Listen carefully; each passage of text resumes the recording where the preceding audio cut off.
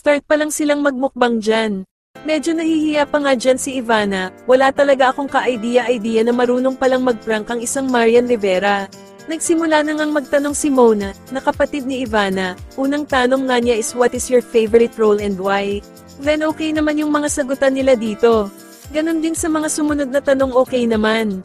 Here comes the question number 4, na kung saan ito yung naging tanong. Kung may chance daw ba silang magkasama sa isang movie o teleserye? Then ang sagot ni Ivana is, naku Doy baka hindi ko pa call time anda na ako. At dun nga magsisimula ang prank ni Marian Rivera. Sagot ni Marian Rivera, ba't late ka kanina? Sabi mo maaga ka, tapos kanina late ka? Alam mo bang ayaw na ayaw ko ng nail late? Grabe tiray ni Miss Marian dito. Patawa-tawa na lang yung reaction ni Ivana hihihi. Sa taping ganyan ka din? Prima donna ka? Tapos, ito lang handa mo sakin? Crab lang? Alam mo bang ayaw ko ng nail late? Tapos ikaw late ka?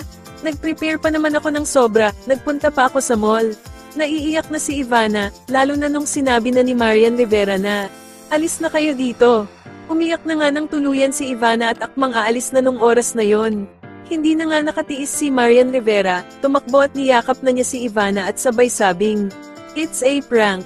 Itinuro nga niya si Mona, na siyang dahilan ng kanyang pagpaprank sa kapatid nito. Di makapaniwala si Ivana na gagawin niya ni Marian Rivera kasi primetime queen ito, at seryoso nga sa buhay.